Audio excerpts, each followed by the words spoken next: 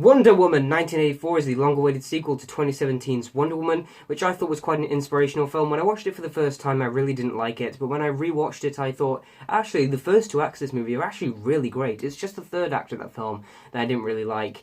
And in hindsight, I was really looking forward to seeing what they could do with Wonder Woman 84, because DCEU have done a terrible job with their team-up movies, but they've done a really good job with their standalone films. So I was really looking forward to seeing their first sequel standalone film. Wonder Woman 84 comes along, and I saw some pretty mixed reviews of this film after I watched it, and I was actually quite surprised because I really enjoyed this movie a lot more than I enjoyed the first one watching it for the first time. And even though I still like the first one more than this, there's a lot of things I have to say about this one, and it does have a few improvements actually over the original to me, and a few things that are weaker, and I acknowledge that, but there are quite a few improvements that I do have with this movie over the first Wonder Woman, and a lot more things that I did actually enjoy. And I will be getting into spoilers as well. I'll be getting into mild spoilers, so if you have not seen Wonder Woman 1984 yet, then there's your warning. I'll go into some of the things that I thought it improved upon over the first film, and mainly that is the third act. The third act of this film I thought was a lot more powerful. There's more going on, and it tied together better with the other two, because I thought the villains were a lot stronger here. You have Pedro Pascal as this oil manner sort of movie. He has a bad relationship with his son. He felt like a very Lex Luthor character, and he absorbs this wish stone that gives people wishes, and he's able to now give people wishes to get what he wants. And there was an emotional connection with his character and his son, and I thought he was a really good villain, actually. He was a villain that you didn't like. He was a very snarky villain. He felt like a very classical villain, and I quite enjoyed him in the film, actually. I thought his performance was very solid. I also enjoyed Cheetah in the movie. I thought that was a decent villain. You can understand where she's coming from. She follows a very classical villain trope that I'm not a big fan of, but they did it well here, and I liked the relationship with Wonder Woman herself and how she wanted to become like that character, and then discovering that she has powers like her as well. I thought was quite fun. And one thing I actually did really like about this film was those villains, and I thought they were much improvement over the terrible villains we had in the original film. Where this falters, though, is the first two acts can get a little boring. There is a lot going on in terms of this story and the wishes that keep appearing, and as a plot it is quite convoluted. But some of the plot conveniences and stuff, I never am bothered by plot conveniences or things in a plot that don't make any sense, because I much prefer a story that is thematically resonant and a story that focuses on its characters. And that's exactly what this movie does really, really well. And in terms of bringing Steve back was something I was a little iffy on, but they did it in a really nice way. He's come back in someone else's body. It's what Diana wishes for. And there was a nice play of thematics here, because at the start of the film she has to accept defeat. We see this flashback of her in the Amazonians as a child. I wish we got a bit more of the Amazonian stuff in this film, but I understand it really wasn't needed to tell this story with. But I did actually like that, how she has to accept defeat, and at the end of this film she has to leave Steve and accept that defeat of Steve and accept that her powers are sort of going away, sort of like Superman in Superman 2 or Spider-Man in Spider-Man 2. It's sort of the same sort of superhero sequel story of someone losing their powers a bit and then having to go ahead that. But this movie has a different way of going around that, where she has to choose her powers to save the world over Steve, who she's already lost. And it's about accepting that truth that she can't have what is gone, and she has to show that to the entire world and even to our villains. And I thought that was really powerful. There's a good thematic for the story to tell through, and there's also an interesting way on be careful what you wish for sort of thing tied into that.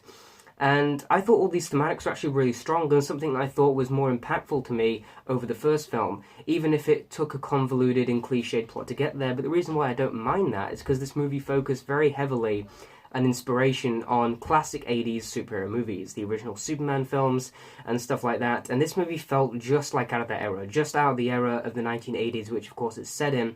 And I thought that was absolutely fun. It had the visual style of that, along with the sort of action, big scope action as a modern blockbuster.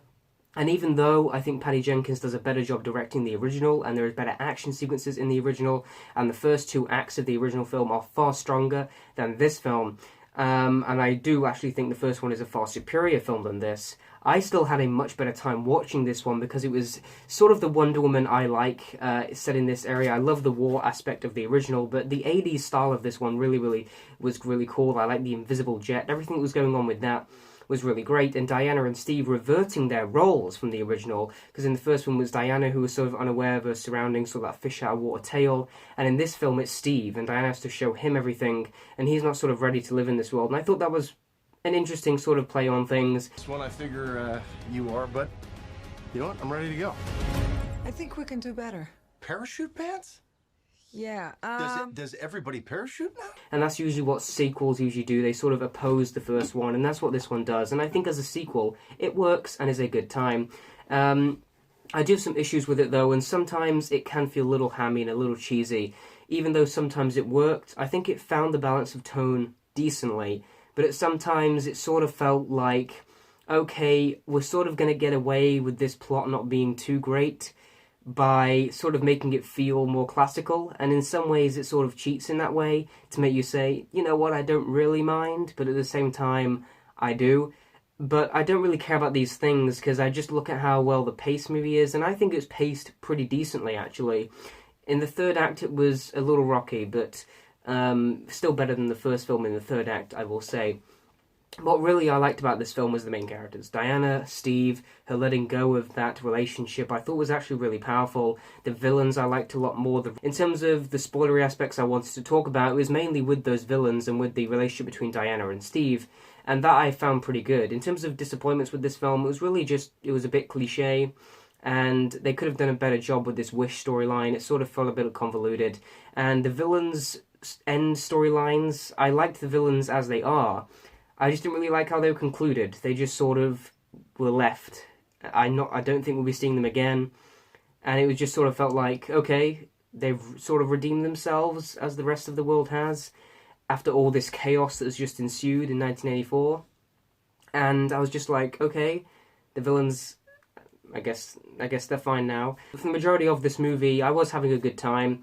I did enjoy watching it. It was visually pleasing. Not as great as the first film, but I am really looking forward to rewatching this film. I'm looking forward to seeing it again. And I honestly had a really good time with this. And make sure you stay tuned for my ranking of the DCU coming soon. And I'm pretty sure about where this fits in, I think. It's just under the first Wonder Woman for me. But I had a really good time with this. And I thought it was another inspirational film, another fun movie. And what it did well was be a good sequel to the first film, set in a different time period, and captured that same feeling of cheesy, classical superhero vibe, along with modern wonder. And I really liked this movie. I had a really good time with it. It made me feel good, and it was what I needed in this time. I'm going to give Wonder Woman 1984 a B+. I'm also going to give this movie a solid 8 out of 10. Guys, let me know what you thought of Wonder Woman 2. Make sure you check out my DCU ranking coming soon. And thank you for watching, and goodbye.